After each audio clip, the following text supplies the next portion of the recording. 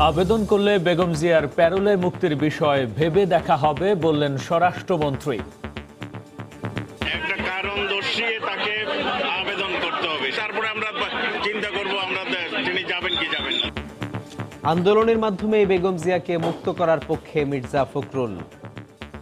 জনগণকে সঙ্গে নিয়ে আমরা ঐক্যবদ্ধ আন্দোলন তৈরি করব গণতন্ত্রের নেত্রী মাতা দেশনেত্রী বেগম খালেদা জিয়াকে মুক্তির জন্য। দেখছিলেন প্রধান শিরোনাম। সন্ধ্যার সময় সঙ্গে আছি আমি গোলাম রাব্বি এবং আমি সাজিদ রাজু। হাল ছিল না বাংলাদেশ, জিপিএইচ ইস্পাত দৃঢ়তার প্রতিশ্রুতি। এবার অন্যান্য শীর্ষ সংবাদ। ফের সিদ্ধান্ত বদল এরশাদের। জাতীয় পার্টির ভবিষ্যৎ চেয়ারম্যান হিসেবে ভাই জিএম কাদেরের নাম ঘোষণা। মহাসচিব বললেন, এরশাদের অবর্তমানে সিদ্ধান্ত হবে সাধারণ সভায়। ফেনীর সোনাগাজীতে পরীক্ষা কেন্দ্রে ঢুকে আলিম পরীক্ষার্থী ছাত্রীকে আগুনে ঝলসে দিয়েছে সহপাঠীরা। অধ্যক্ষের বিরুদ্ধে যৌন হয়রানির মামলার জের অভিযোগ স্বজনদের। বরগুনায় ক্লাস চলার সময় স্কুল ভবনের ছাদে ধস, পলেস্তরা খসে তৃতীয় শ্রেণীর ছাত্রীর মৃত্যু। আহত আরো 5। ভবন নির্মাণের 1 বছরেই দেখা দেয় ফাটল। দেশে অগ্নিকাণ্ডের অন্তত 70% কারণ শর্ট সার্কিট। নিম্নমানের তারে বাড়ছে দুর্ঘটনা। বিল্ডিং কোড ছাড়া কোনো ভবন নির্মাণ করতে না দেয়ার ঘোষণা। চলে গেলেন বাংলা চলচ্চিত্রের শক্তিশালী কৌতুক অভিনেতা টেলি সামাদ। কাল এফডিসিতে জানাজার পর মুন্সিগঞ্জে দাফন, প্রধানমন্ত্রীর শোক।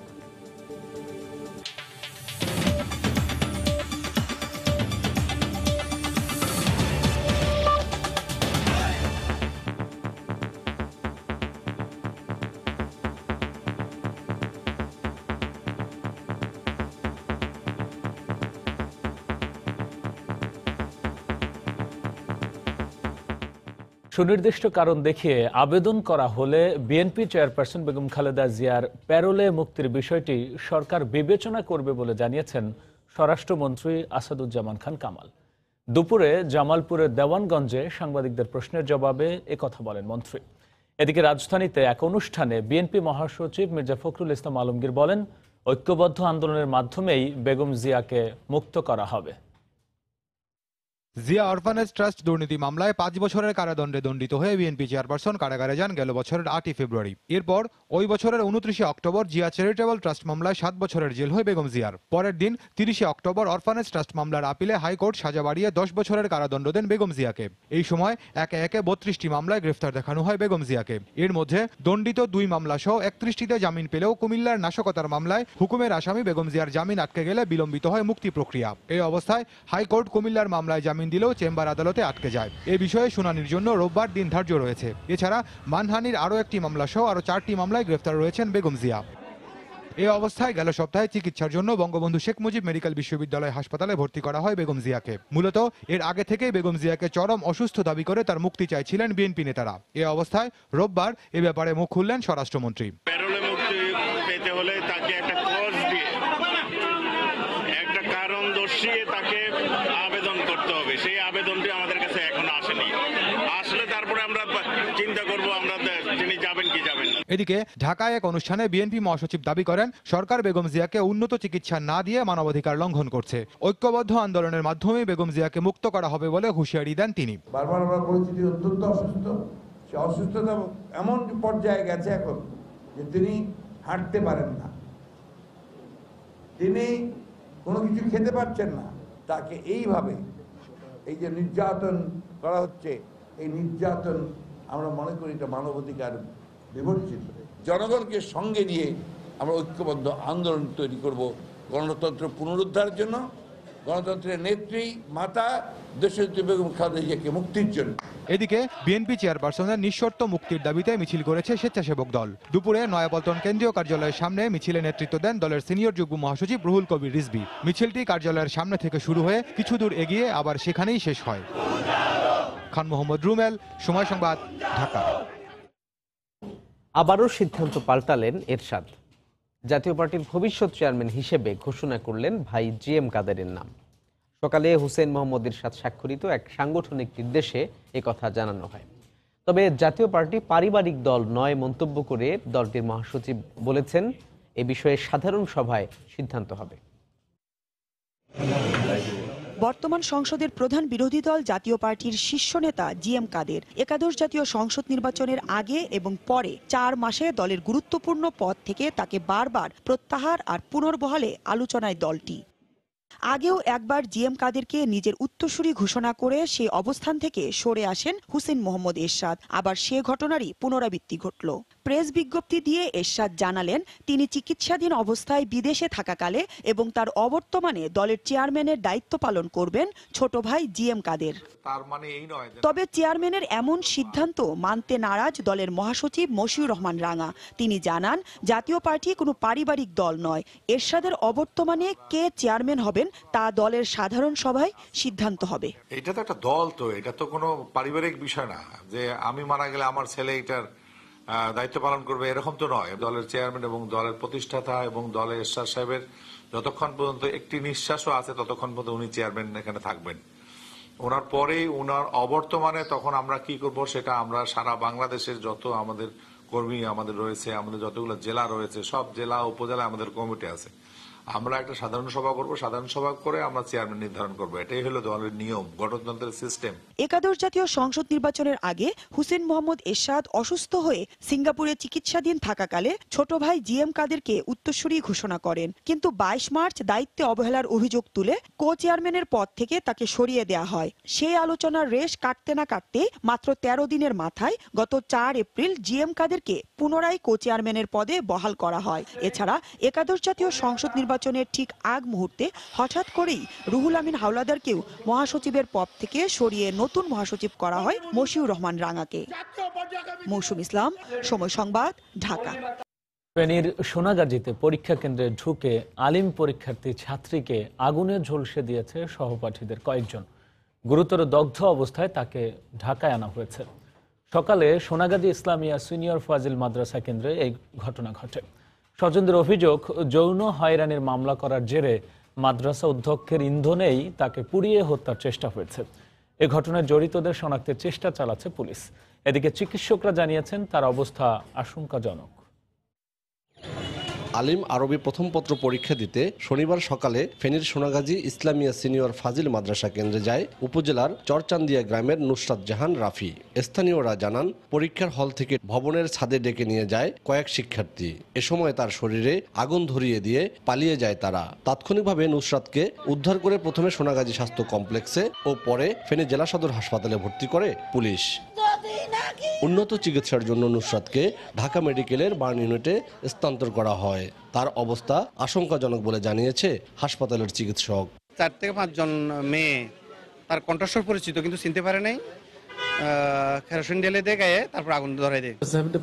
মানে তো অনেক বান, একটা 18 বছরের একটা মেয়ে আমাদের, তারা খুবই আশঙ্কাজনক অবস্থায় আছে আমাদের এখানে। তো এই জন্য আমরা তাকে ম্যানেজ করে প্লাস হলে সিভিল লাইন দিয়ে আমরা আইসিইউতে শিফট করে দেবো আর কি। আমরা একটু গন্ধ পেয়েছি কেরোসিনে, কেমিক্যাল অ্যানালাইসিস করলে আসলে ওইটা বাদ বাকিটা জানা যাবে আসলে। গত 17 মার্চ ওই ছাত্রীকে যৌন হয়রানির অভিযোগে মাদ্রাসার অধ্যক্ষ সিরাজউদ্দৌলাকে আটক করে পুলিশ। এ নিয়ে মামলা দায়েরের পর কারাগারে রয়েছে সে। স্বজনদের অভিযোগ, ওই ঘটনার জেরেই নুসরাতকে পুড়িয়ে হত্যার চেষ্টা চালানো হয়।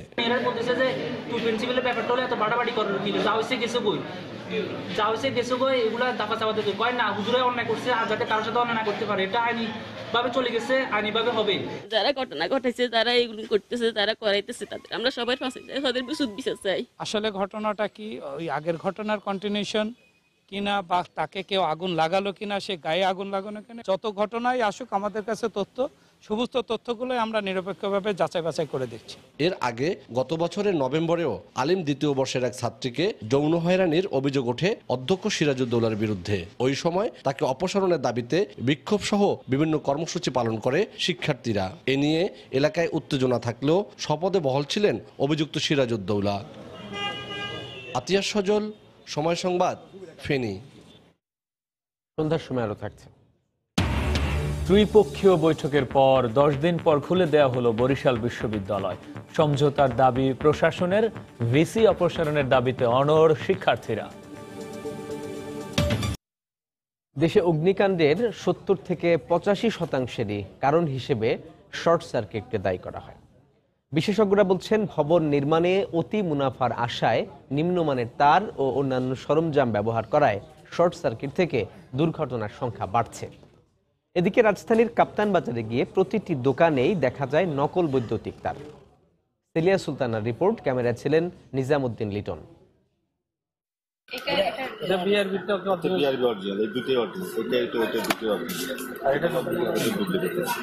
নবাবপুরের কাপ্তান বাজার দেশের সবচেয়ে বড় বৈদ্যুতিক সরঞ্জাম বিক্রির এই এলাকায় প্রতিটি দোকানেই পাওয়া যায় স্বনামধন্য কেবল কোম্পানির নকল বৈদ্যুতিক তার। এমনকি কোনো কোনো দোকানে কোম্পানির স্টিকার দেয়া থাকলেও সেই স্টিকারও নকল করে সাটানো হয় তারের কয়েলে। এমনকি সময়ের টিমও ধোঁকা খেয়ে যায় আসল নকলের প্রশ্নে।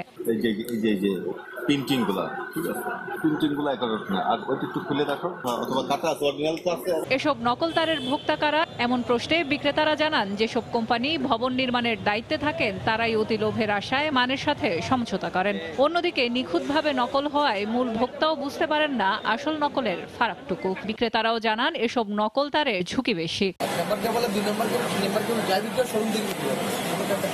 অরিজিনাল নিলে হয়তো আপনি ঠকার সম্ভাবনা থাকতে পারে, তারপরে 2 নাম্বার দিল, কারণ 2 নাম্বার নিলে তো আর আপনাকে ঠকাই যাচ্ছে না। বিষয়টি নিয়ে বুয়েটের ইলেকট্রিক্যাল ও ইলেকট্রনিক ইঞ্জিনিয়ারিং বিভাগে গেলে তারা জানান, মানসম্পন্ন তারে উল্লেখ থাকা মান নকল তারের ক্ষেত্রে মানা হয় না। ফলে যে অ্যাম্পিয়ার বা লোড নেয়ার ক্ষমতা তারের থাকতে হয় তা না থাকায় অধিক লোডের বৈদ্যুতিক জিনিস ব্যবহারের কারণে শর্ট সার্কিটের ঘটনা ঘটে। যে একটা বিল্ডিং আমরা যখন করব, লোড ক্যালকুলেশন করে কিন্তু আমাদের সেই কেবলগুলোকে চুজ করতে হবে। আমরা টেস্ট করি সার্কিট ব্রেকার, এটা আমরা এমন সার্কিট ব্রেকার পেয়েছি যে নিজেই সে পুড়ে যাচ্ছে কিন্তু সার্কিটকে ব্রেক করতে পারতেছে না। তার মানে quality of circuit breaker is very bad. এদিকে নিরাপদ নগরায়নে শুধু ভবন মানসম্মত বৈদ্যুতিক সংযোগ থাকা নিশ্চিত করলেই হবে না, যারা ভবন পরিদর্শন করেন তাদের বৈদ্যুতিক তারের ব্যবহার ও নিরাপত্তার দিকটিও গুরুত্ব দিতে হবে বলে মনে করেন এই নগর পরিকল্পনাবিদ। দেখানোর জন্য আমি ফ্যাসিলিটিসগুলি দিচ্ছি, আর পিছনে আমি অঙ্ক করতেছি 50%-এর বেশি লোড তো কখনো হবে না। অতএব সংযোগ, তারের সাইজ, সাবস্টেশন সব 50%-এর উপরে করা, কিন্তু দেখাচ্ছি আমি তোমাকে 100%-এর। আমাদের ঢাকা শহরে নামি দামি বহুত অ্যাপার্টমেন্ট প্রজেক্টে সাবস্টেশনে আগুন লেগেছে বিকজ অফ দ্যাট। পাশাপাশি এসব অবৈধ নকল বৈদ্যুতিক কেবল তৈরির কোম্পানিগুলোকেও আইনের আওতায় আনার পরামর্শ তাদের। সেলিয়া সুলতানা, সময় সংবাদ, ঢাকা। বিল্ডিং কোড না মেনে আর একটি ভবনও নির্মাণ করতে দেয়া হবে না জানিয়ে গণপূর্ত মন্ত্রী বলেছেন, 2-1 সপ্তাহের মধ্যেই ভবন নির্মাণ সংক্রান্ত নতুন নীতিমালার গেজেট প্রকাশ করা হবে।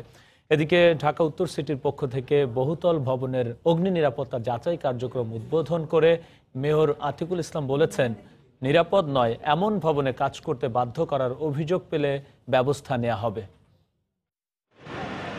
রাজধানীর বনানীতে বাণিজ্যিক ভবনে অগ্নিকাণ্ডের ঘটনায় নড়েচড়ে বসেছে প্রশাসন। ভবন নির্মাণে নানা অসঙ্গতি উঠে আসছে রাজুক সহ নানা পক্ষের অভিযান ও অনুসন্ধানে। এরই মধ্যে সাংবাদিকদের গণপূর্ত মন্ত্রী বলেন, ভবন নির্মাণের নতুন নীতিমালার গেজেট প্রকাশিত হচ্ছে খুব শিগগিরই। এই যে বিল্ডিং কোডে সুপারভিশন অথরিটি ডেফিনেশন, এই ছোট্ট একটা বিষয় নিয়ে ভ্যাটিং হয়ে আসার পরেও বিষয়টা গেজেট আকারে প্রকাশিত হয়নি। আমি লাস্ট ক্যাবিনেট মিটিংয়ে মাননীয় প্রধানমন্ত্রীর দৃষ্টিতে বিষয়টা এনেছি। আমি আশা করছি 2-1 সপ্তাহের ভিতরই গেজেট আকারে প্রকাশিত হবে। 4 বছর অপেক্ষমানের তথ্যটা বোধহয় একটু ভুল হতে পারে। 2017 সালে চূড়ান্ত ভ্যাটিং হয়েছে। বহুতল ভবনগুলোর নথি যাচাইয়ের চলমান প্রক্রিয়া অব্যাহত থাকবে জানিয়ে তিনি বলেন, পুরান ঢাকাকে ঢেলে সাজাতে নতুনভাবে প্লট ভাগ করে ভবন নির্মাণের পরিকল্পনা চলছে। রিডেভেলপমেন্টের অর্থটা হচ্ছে, পুরনো ঢাকায় 5 কাঠা জায়গার উপর কোথাও কোথাও 3টা দালান আছে। এতে ইটের ব্যবহার করা হয়েছে, সিমেন্টের ব্যবহার কম, রডের ব্যবহার কম। আমরা তাদেরকে প্রস্তাব দিব যে তাদের এই বিল্ডিং ভেঙে আমরা মানসম্মত, পরিবেশ সম্মত, বিল্ডিং কোড সম্মত ইমারত করে দেব। এই 3 জন মালিক রেশিও অনুযায়ী যে কটা ফ্ল্যাট পেতে পারেন আমরা সে ফ্ল্যাট দিয়ে দেব। এদিকে রাজধানীর গুলশানে উত্তর সিটিতে অগ্নি নিরাপত্তা যাচাই কার্যক্রম উদ্বোধন করে মেয়র বলেন, সতর্ক করার পরও অগ্নি নির্বাপন ব্যবস্থা না নিলে আইনানুগ ব্যবস্থা নেওয়া হবে। আমরা প্রথম অবস্থায় যেখানে যাব সেই বিল্ডিংগুলোকে আমরা ওয়ার্নিং দিয়ে আসবো। ওয়ার্নিং দিয়ে বলবো যে আপনার এগুলো ঠিক করতে আপনার কতদিন লাগবে, এটা কারেক্টিভ অ্যাকশন প্ল্যান যেটাকে বলে ক্যাপ দেওয়া হবে। এরপরে যখন যাবো আমি কিন্তু ম্যাজিস্ট্রেট পাঠাবো। আমি ম্যাজিস্ট্রেট পাঠা যদি দেখি যে তারা তাদের বিল্ডিংয়ে ঠিকমতো কাজ করে নাই, অবশ্যই সেই বিল্ডিংয়ে যে অফিস থাকবে বা বিল্ডিংয়ে ভবন যে আছে তাদেরকে আইনি প্রক্রিয়ার মধ্যে শোকজ করে যদি সেখানে কোনো ধরনের দোকান বা অফিস থাকে তাহলে সেইটার ট্রেড লাইসেন্স কিন্তু আমি বাতিল করে দিব। অন্যদিকে উত্তরার ৩ নম্বর সেক্টরে বহুতল ভবনগুলো পরিদর্শন করে রাজুক। সিভিল এভিয়েশনের বিধি মোতাবেক ভবনের উচ্চতার ক্ষেত্রে ১৫০ ফুটের নিয়ম মানেননি অনেক ভবন মালিক। অগ্নি নির্বাপন ব্যবস্থাতেও পাওয়া যায় অনিয়ম। পরিদর্শনের ১৫ দিন শেষে ৮টি জনের ২৪টি দলের প্রতিবেদন মোতাবেক ব্যবস্থা নেবে রাজুক। এমআর আমিন, সময় সংবাদ, ঢাকা। বরগুনায় একটি প্রাথমিক বিদ্যালয়ের শ্রেণীকক্ষে ছাদের পলেস্তরা খসে পড়ে এক শিক্ষার্থী নিহত হয়েছে। আহত হয়েছে আর অন্তত ৫ জন। শিক্ষক ও অভিভাবকরা জানান, দুপুরে তালতলী উপজেলার ছোট বগি সরকারি প্রাথমিক বিদ্যালয়ে ৩য় শ্রেণীর ক্লাস চলছিল। এ সময় ভবনের গ্রেড বিম ভেঙে শিক্ষার্থীদের উপর পড়ে। এতে ৬ শিক্ষার্থী গুরুতর আহত হয়। পরে তাদের উদ্ধার করে আমতলী উপজেলা স্বাস্থ্য কমপ্লেক্সে নেওয়া হলে মানসুরা নামে এক ছাত্রীকে মৃত ঘোষণা করেন চিকিৎসক। হাসপাতালে চিকিৎসাধীন রয়েছে একই ক্লাসের আরও ৫ শিক্ষার্থী। অভিভাবকদের অভিযোগ, ২০০২ সালে নির্মাণ করা ভবনটি ১ বছরের মধ্যেই গ্রেড বিম সহ বিভিন্ন স্থানে ফাটল দেখা দেয়।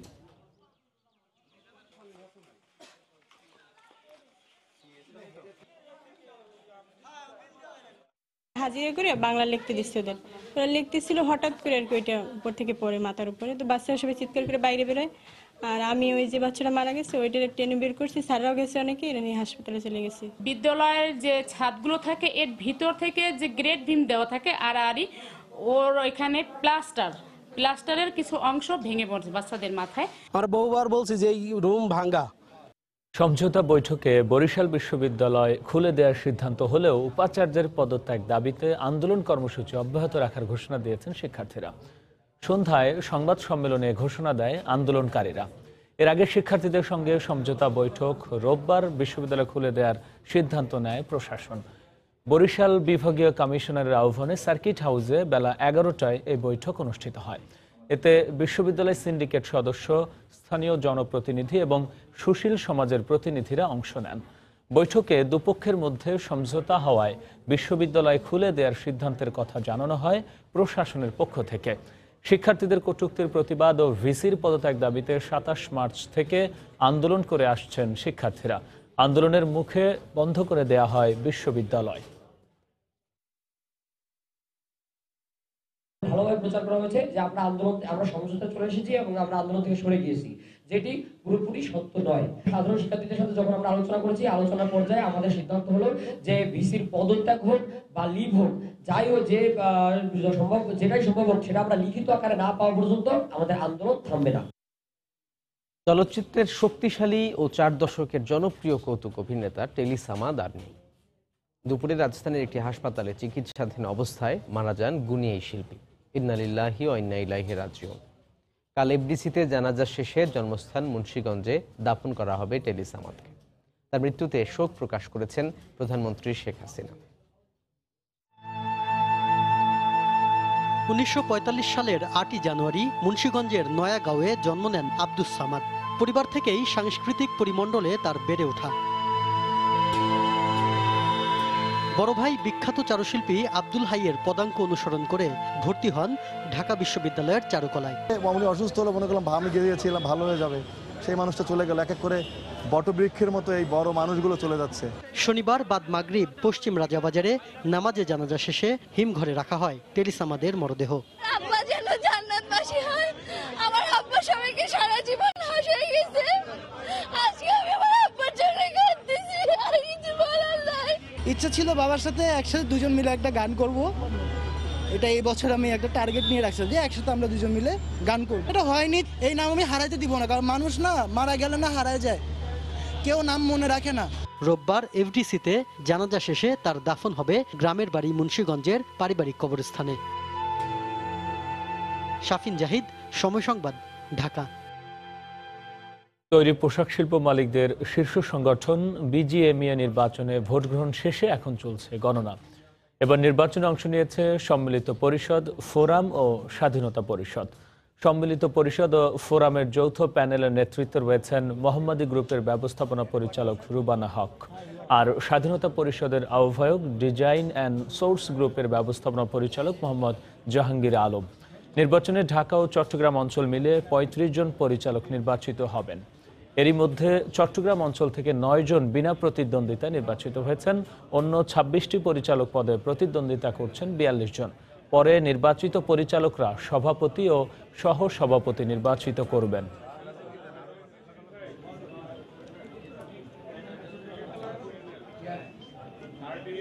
এত ভোটার এসছেন, একটা আনন্দঘন পরিবেশে নির্বাচন করতে পেরেছি, এই জন্য আমরা সকলের কাছে অত্যন্ত কৃতজ্ঞ। নির্বাচন কমিশন আছেন এবং খুব শক্ত মানুষ ওনারা। আমার কোনোভাবেই মনে হয় না যে কোনো রকম স্বাচ্ছন্দ্যহীন অবস্থায় আজকে নির্বাচন হয়েছে। এবং আপনারা যদি খেয়াল করে দেখেন, আপনারা দেখবেন প্রতিপক্ষ এবং আমরা একসাথে কিন্তু দাঁড়িয়ে অনেকক্ষণ গল্প করেছি এবং কোথাও কোনো রকম আমরা মনে করি না যে আচরণবিধি লঙ্ঘিত হয়েছে অথবা কেউ কোনোভাবেই বঞ্চিত হয়েছেন। এ পর্যায়ে শীর্ষ সংবাদ জানিয়ে দিচ্ছি আরও একবার।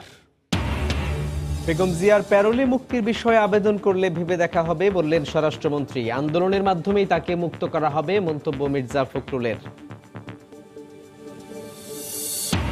ফের সিদ্ধান্ত বদলের এরশাদের। জাতীয় পার্টির ভবিষ্যৎ চেয়ারম্যান হিসেবে ভাই জিএম কাদেরের নাম ঘোষণা। মহাসচিব বললেন এরশাদের অবর্তমানে সিদ্ধান্ত হবে সাধারণ সভায়।